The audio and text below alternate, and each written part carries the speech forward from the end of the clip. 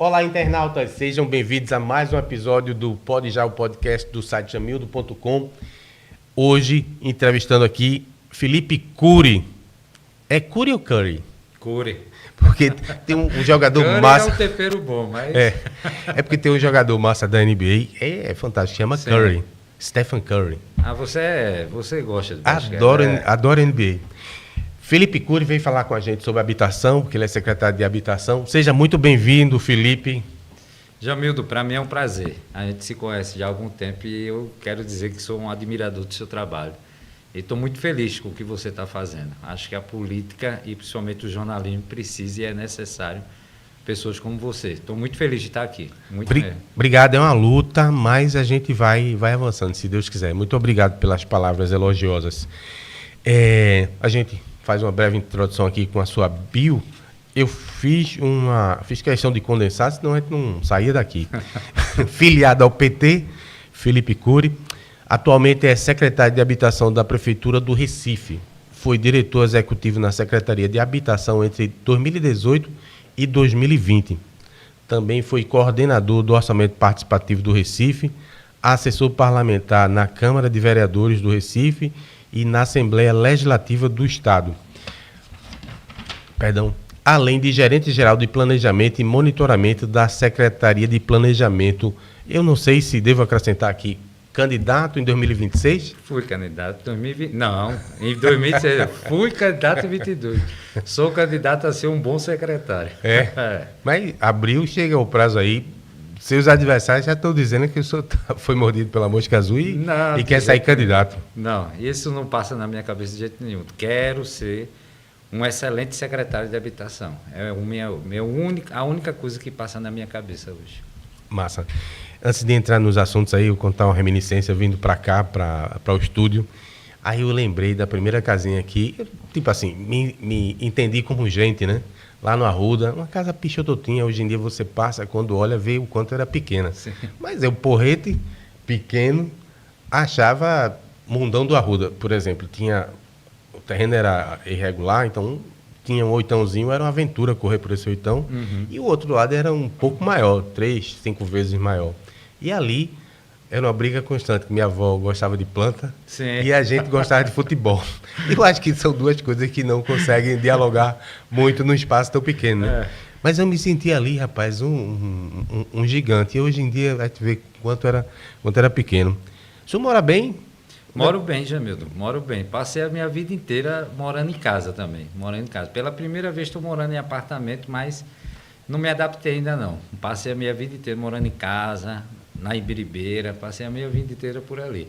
E parecido com você, minha avó também, a casinha ali, a gente tinha um terreno um pouco maior, minha avó sempre teve uma condição financeira que a gente nunca teve uma necessidade, como a maior parte da nossa população, então era uma casa muito boa. Hoje é um duplex, a gente dividiu, meu tio mora lá ainda, do lado. E tinha isso, tinha o jardim dela, né? E aí tinha os pés frutos, tinha um pé de jambo enorme, tinha pé de manga. Então sempre gostei, viu? Sempre adorei o meio ambiente e sempre gostei das plantinhas. Mas quando é para jogar bola meio cara pirraia, de vez em quando atrapalha. Não é? Olha, obviamente que eu não lhe chamei aqui para falar dessa polêmica lá que se gerou nessa semana passada por Boa Viagem, mas a gente tem que tocar nisso. Sim. O que é que aconteceu nessa semana passada, depois de anunciar a construção dos empreendimentos Vila Aeronáutica 1 e 2? CPRH foi lá, está tudo em paz hoje em dia? Ou como é que termina essa briga? O senhor atribui isso a alguma questão já pré-eleitoral? Veja, pode ser, mas o que eu disse na última terça-feira, na última segunda-feira, a gente estava dando a ordem de serviço, que eu acho que foi uma excelente demonstração do que a gente quer para a cidade. Segunda-feira, a gente estava dando a ordem de serviço da Comunidade do Bem. E aí um jornalista perguntou, você acha que é uma movimentação política? Só em respeito, em muito respeito, aos servidores da CPRH, do próprio Estado, eu não quero dizer que foi uma movimentação única e exclusivamente política, em respeito aos servidores que foram lá convocados para fazer aquela ação. Mas foi arbitrária. Eu achei que foi muito arbitrária. Por quê? Porque já era uma obra conhecida, entendeu, Jamildo? Então, assim, fazem, para a sociedade entender, fazem quase 4 meses que a gente está atuando ali. Então, assim, a licença de demolição, como a licença de erradicação, a gente já estava executando essa obra há quase 4 meses lá. E eu orientei, por demanda do prefeito, que a gente não fizesse a erradicação de nenhuma árvore enquanto a gente não tivesse um plano de manejo pronto. Então, a gente se preocupou em fazer o plano de replantio, o plano para anunciar à sociedade. Se você perceber direitinho, você, inclusive, acho que deu essa matéria. Na sexta-feira, a gente soltou uma nota dizendo dos empreendimentos, daquele grande empreendimento que vai ser para aquela localidade, e lá a gente explicou o que é que seria feito, tanto com as erradicações como também o plantio em dobro do quantitativo desses indivíduos arbóreos que a gente vai ter que fazer a retirada deles lá. Mas só que a obra já estava em execução. Então, ali tinha 85 casas, Jamil. 85 casas que eram da antiga Vila Militar. Como eu lhe disse, eu morava ali. Eu me lembro que tinha um clube, né? Exatamente. Morei ali na Ibiribira quase minha vida inteira, então eu sempre frequentava por ali. E ali era uma área totalmente abandonada. Por um período, teve, de fato, a utilização daquela Vila Militar pelos oficiais e sargentos da aeronáutica, só que aquilo ficou abandonado por um tempo grande. E utilizações que não é a melhor utilização, vamos dizer assim, que estava sendo ocasionada lá, inclusive dita pelos moradores locais. E aí a gente contratou uma empresa para fazer a demolição. O programa Minha Casa Minha Vida exige que a gente tenha a área limpa e desimpedida. Então a gente começou a demolição há quase 4 meses. Desimpedida, inclusive, de árvores, não é isso? Exatamente. Por quê? Porque você, tecnicamente, o pessoal da engenharia vai ter que fazer todo o trabalho ali de área, vai ter que fazer a terraplanagem de toda a área. Ali vai ter uma metodologia com cheiro que vai precisar ter o melhoramento de solo, vai ter o gabião. Então, assim, tecnicamente se explica. Mas o que eu quero dizer a você é o seguinte: por que não antes? Porque a gente conseguiu fazer todo o trabalho, mas todo o trabalho mesmo, de demolição.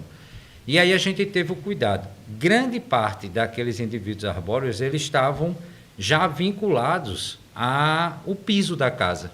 Então a gente nem tirou, deixou lá justamente para só fazê-lo quando a gente tivesse primeiro o anúncio, para que a sociedade entendesse o que é que a gente iria fazer. Preocupado em informar de fato a sociedade. Mas não houve um cidadão, não vi nenhum vereador, não vi nenhum cidadão, ou o próprio Estado, inclusive, indo lá para fazer o que foi feito. Ao contrário, o que houve foi: o Ministério Público pediu para a fiscalização ambiental ir lá para saber se estava correta. Com certeza deve ter tido algumas denúncias, normal, tranquilo, faz parte do processo normal. E aí o Ministério Público pediu para ir lá, verificou-se. Algumas outras vezes o próprio Cipoma esteve lá no local e verificou e disse que a licença estava ok, e a gente continuou a obra. A mesma licença, a licença de demolição e a licença de erradicação. Então, por isso que eu digo a você, todos nós, a gestão municipal ficou extremamente surpreso com a ação que aconteceu lá no sábado. De fato, foi de se espantar. O senhor teve até um bate-boca com o Daniel Coelho, né? Tá tudo bem entre vocês? Eu conheço o Daniel há 20 anos. Como eu lhe disse, a gente sempre... Veja, eu me formei na área de administração, mas eu sempre tive militância. Você me conhece muito nessa militância, desse ativismo social, direito à cidade, e a gente se conhece. Daniel foi candidato a vereador, ganhou o mandato, e ele sempre circulava ali naquela região. Inclusive, quando eu representava, eu tive 2.600 votos só no bairro da Imbiribeira, quando eu fui escolhido para representar lá, e a gente algumas vezes se encontrou. Então, assim, nada pessoal. Eu não faço política com rancor, com estardalhaço ou com ódio. Eu estava ali na condição de gestor, como secretário de habitação, e fiquei espantado ele ser o secretário de meio ambiente e estar lá. Então, eu tinha que ir lá, conversar com ele e saber. Então, assim, debate normal. Acho que nem bate-boca. Foi, de fato, no nível necessário para entender o que é que a gente estava fazendo. É porque o vídeo que eu vi, houve bastante, assim, tensão. Você falou que a orientação de João Campos foi só derrubar quando tivesse o plano de manejo. Era importante o senhor dizer que parece que vai dobrar, não é isso? Exatamente. Só para completar, ele imaginava talvez que fosse acontecer esse tipo de polêmica? Veja, eu imaginava, Jamildo. Eu já imaginava. A gente comunicou o prefeito tem um interesse total. Ele essa coisa que João fala do monitoramento, ele faz de verdade. Não é algo publicitário. Ele, de fato, acompanha a gestão. Ele é verde feito o Daniel. Ele? Não, feito o Daniel, não sei. Eu sei que ele é a favor do meio ambiente de verdade. Então, assim, ele teve toda a preocupação. Então, a gente preparou um plano, que não é nem um plano de manejo, na verdade é o plano de replantio. Então, a gente identificou ali naquele território quais as praças, quais os locais que a gente poderia fazer esse replantio e tem a identificação de cada indivíduo, daquele indivíduo arbóreo, as árvores que estavam lá. E a gente vai plantar o dobro do que é necessário ser removido. Então, assim, a gente teve o cuidado de anunciar. E vai ser tudo ali em Boa Viagem. Tudo ali, Boa Viagem, Setúbal, que ali também se divide um pouco. Né? Essa polêmica pode ter a ver com alguma resistência do mercado imobiliário que talvez quisesse ir para outro tipo de destinação? Não acho. Do mercado imobiliário, não. Veja, sabe o que é interessante ali? Ali é aquela área da zona do aeroporto. Então, você não pode ter grandes prédios ali. Então, a única coisa que a gente poderia fazer, de fato, relacionada à habitação, é térreo mais 3. Ou seja, habitação popular. Mas não é uma habitação popular qualquer. O pessoal tem que conhecer o programa Minha Casa Minha Vida, tem que conhecer o que a gente está fazendo, tem que conhecer as inovações que a gente está pensando. Tem várias faixas, né? Tem várias faixas de renda. Nessa, especificamente, a gente vai atender o pessoal que já mora ali no território. Então, tipo, classe média mesmo. Não, é o pessoal que de fato mora no território, mas, veja, mora numa condição às vezes precária, ou então que não tem a urbanização. Então, veja, às vezes as comunidades, para quem não conhece, veja, Frei Beto diz uma frase que é muito boa, eu uso para a minha vida: a cabeça pensa aonde o pé pisa. E eu sempre pisei aonde o povo está, sempre pisei onde o povo está. Você tem muitas áreas de comunidades que elas são bem organizadas já. Só que não tem a pavimentação, não tem a drenagem, não tem o saneamento. Então, a gente precisa urbanizar. Para urbanizar, você tem que realocar. Ou você chega lá para dizer, vou tirar, mas não, nossa gestão e principalmente o nosso projeto de vida relacionado a essa temática de habitação não permite que você faça um projeto apenas de chegar lá, indenizar, retirar. Não, então a gente vai realocar e tirar o pessoal de uma condição que hoje não tem sustentabilidade ambiental, que você não tem a própria drenagem da área, o saneamento, vai urbanizar e vai realocar o pessoal para uma condição de moradia digna. E aquilo que eu digo sempre, o povo também merece morar em Boa Viagem. E o pessoal também já mora lá. Agora não mora nas condições necessárias, com sua dignidade humana completa. Dê aí os números de quantas unidades, quantas pessoas podem ser beneficiadas, já que a gente falou tanto de árvore. 528, Jamil.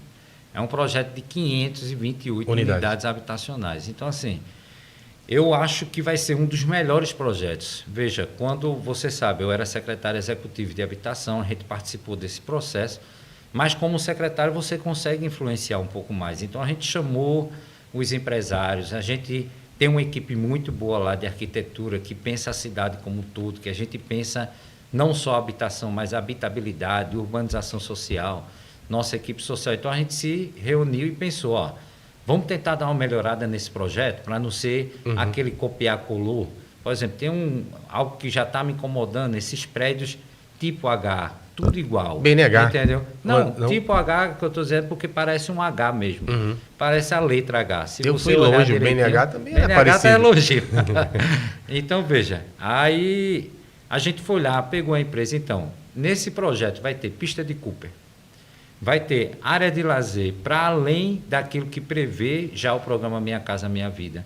Vai ter uma quadrazinha, vai ter área comercial que as pessoas vão poder comercializar. Veja que coisa maravilhosa. Mas fechado não, aberto. Dentro do conjunto habitacional.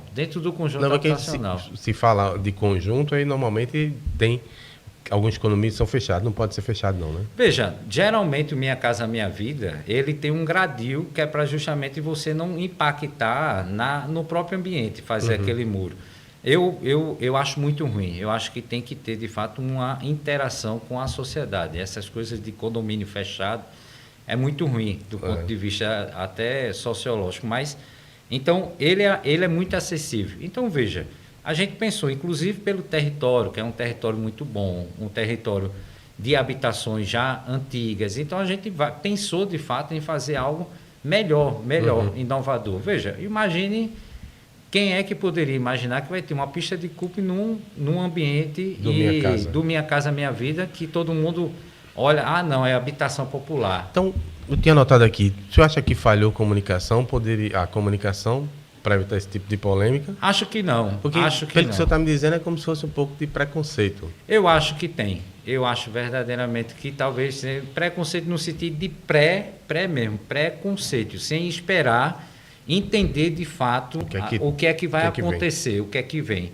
Então, assim, o pessoal que teve lá naquele sábado era muito, assim, ficava muito claro que era muito menos pelas árvores e muito mais para o que seria feito. Entendi. Por isso que eu digo, a gente não é contra e não vai ser contra nunca que as pessoas morem aonde elas vivem, e principalmente que elas morem em Boa Viagem, morem na Ibiribeira, morem no Caiara, morem em todos os lugares onde a gente vai fazer habitacional na cidade toda, mas também em Boa Viagem. Uhum. Só para confirmar, uma pessoa me contou que, a rigor, a prefeitura própria faz o licenciamento e me citou que a Via Mangue foi assim e o CARR do Estelita também foi assim, para poder conceder a autorização, né? Exatamente. Veja, eu participei, inclusive a gente trocou algumas ideias naquele momento, eu participei da gestão do PT, então assim, eu entrei já no finalzinho da gestão de João Paulo e participei da gestão toda de João da Costa, com uma certa influência, a gente participando mais de frente dos grandes processos. E eu coordenei todo o processo ali de remoção e realocação das famílias do Via Mangue.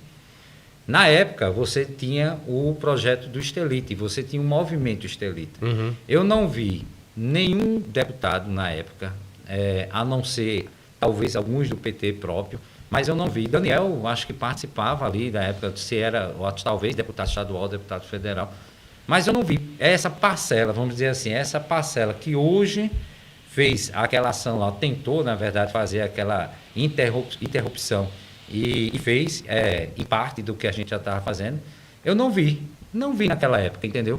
O que tinha era o pessoal do Estelita, grandes ambientalistas, gente que passou a vida inteira, de fato, militando nisso, trabalhando verdadeiramente com essa pauta, que fez uma discussão muito forte, porque houve a supressão de 11% ali do mangue, e teve que fazer novamente o replantio, e a prefeitura, na época, para remover todo mundo que morava em palafitas ali, desde as comunidades da Xuxa, que era perto agora do Mix Mateus, até o Beira Rio. Veja, sabe onde é o apartamento, Jamil? Sabe onde é o habitacional? De lado do Shopping Rio Mar.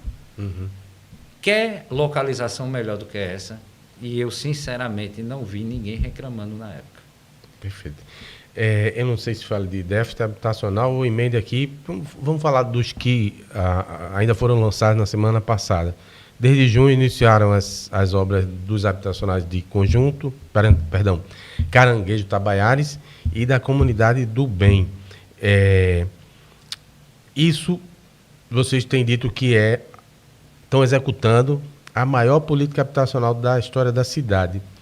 Mas, não quero ser crítico assim demais, mas posso estar falando bobagem, não é pouco para dizer que é a maior, como se fosse uma revolução, porque, se não me engano, são menos de 2.000, né? 2.000 só nessa fase, né? Cerca de 1.900 só nessa fase, e mais 2.700 já escritas no Minha Casa Minha Vida. Isso eu estou falando só do Minha Casa Minha Vida. Veja, o que eu tenho dito, e que a gente tem dito, nunca antes a gente teve um volume de obras do Minha Casa Minha Vida como esse na cidade. E se a gente for pegar todas as ações do município relacionadas à habitação, que não é só a Minha Casa Minha Vida, você tem a locação social, que é Tô na Sua Casa, que o prefeito lançou, que é um recurso financeiro para aquelas pessoas que já pagam aluguel. Você vai ter a PPP de locação social, que vai construir mais de 1.200 unidades habitacionais. A gente já entregou cerca de 1.700. Então, assim, é um volume de obras que, de fato, nesse mesmo período a gente nunca teve. A gente nunca teve. Mas Bolsonaro deu uma freada grande no Minha Casa Minha Vida. Então é Não, até mais ele fácil, foi- mais fácil comparar agora. Não, ele foi o exterminador do programa de habitação do Brasil. E aí eu escrevi um artigo, inclusive, e você publicou falando isso. Ele foi o exterminador. Então, assim, o Encantamoça demorou 5 anos, porque justamente na época você teve uma paralisação dos repasses financeiros. Outra coisa interessante. Esse desequilíbrio financeiro é terrível. As construtoras falam que Exatamente. que é quase a morte, né? Mas, assim, a volta do programa com Lula, e é, de fato, o grande financiador da política de habitação, ainda é o governo federal, e é, de fato, o governo federal. E o maior programa que a gente tem é o Minha Casa Minha Vida. Nunca foi feito esse volume na cidade. E isso eu estou falando só de um modelo do Minha Casa Minha Vida, que é o que a gente chama de FA, que é aquele que a gente está utilizando justamente para atender uma parte do nosso déficit, que é moradias precárias, em área de risco. Mas se você for ampliar para as outras faixas do Minha Casa Minha Vida, aí é que de fato vai ser quase revolucionário de fato. No estatuto realmente tem Não, avançado. e só em Recife também. Assim, o mercado imobiliário, principalmente o mercado local, tem avançado muito. Sabe uma vergonha? Goiânia é um município tão rico. Aí agora eles têm a desculpa que lá não tinha terreno. Agora que fecharam as usinas, vai sobrar terra, né? Espera-se. E poucas unidades. Uma única empresa faz lá para Minha Casa Minha Vida, é mais ou menos 5 mil o déficit. Então, é uma pena, porque sempre vai ter gente. Secretário, lhe conheço desde o tempo que o senhor se apresentava como militante social, certo? Aí eu quero aproveitar essa experiência. Me conte, qual foi a situação mais degradante que o senhor assistiu nesse tempo todinho? Eu lhe pergunto isso porque eu já tive a oportunidade, junto com Francisco Cunha, de visitar todo o entorno do Rio, né? Sim. E você vê ali muitas palafitas ainda, Verdade. você vê. Me conte, qual foi a situação mais degradante? Veja, Zé Milton, como eu lhe disse, eu sempre caminhei por onde o povo mora. E a maior parte do nosso povo mora ainda numa condição ainda muito precária. Mas veja, eu tenho 40 anos. Minha avó me levou exatamente... Veja, essa comunidade que a gente teve agora, a Ordem Civista, a Comunidade do Bem, para mim é muito simbólica. Eu passei boa parte da minha vida batalhando porque ela me levou. Tinha 10 anos de idade. Ela sempre trabalhou voltado para as comunidades, muito ligada à Igreja Católica. Ela trabalhou com o Dom Helder. Então, aquela coisa da comunidade eclesiástica base. Aí ela foi lá, pessoal, a formação de muitas comunidades no Recife, e principalmente na Zona Sul, ali em Biribeira, em Bura de Baixo, Brasília Temosa, inclusive Lula, quando foi entregar os títulos agora, Aldinho, que é uma liderança lá, conheço muito tempo, ele resgatou isso, Padre Jaime.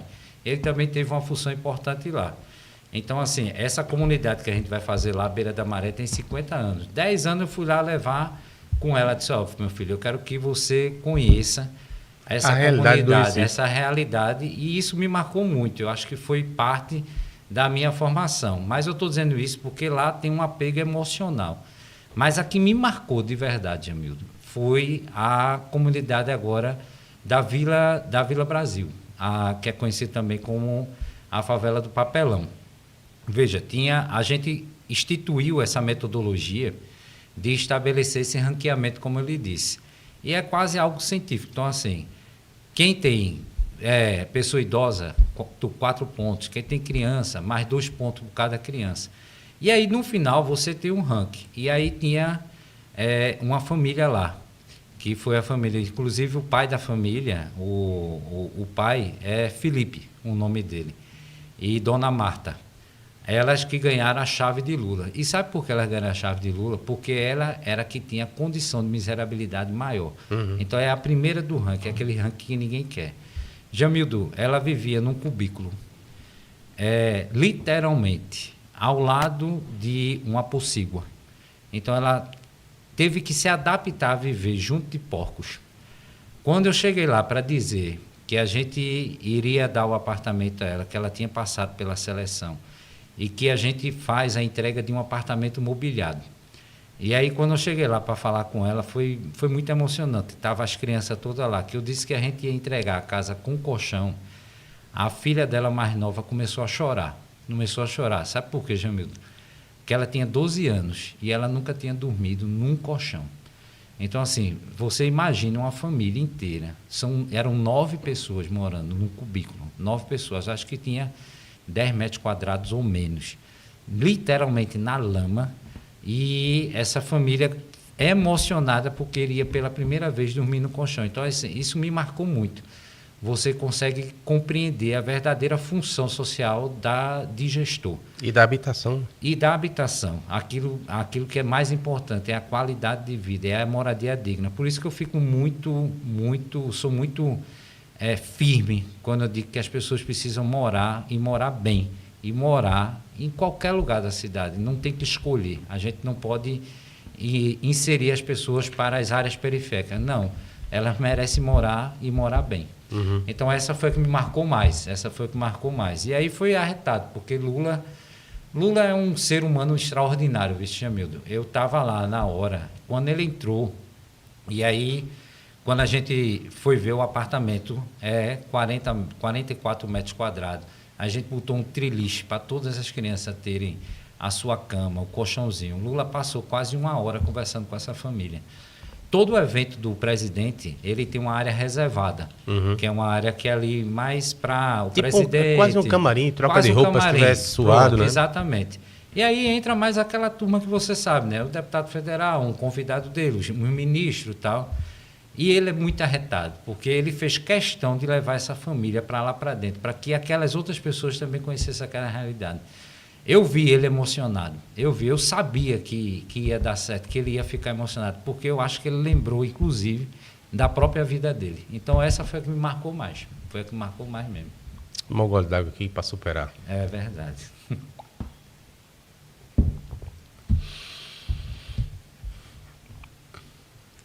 Vamos voltar. Obras em andamento, fazer aqui um balanço.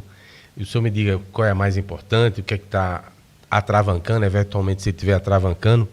Vila Esperança, do Monteiro, né? Caranguejo Tabaiaras, na Ilha do Retiro.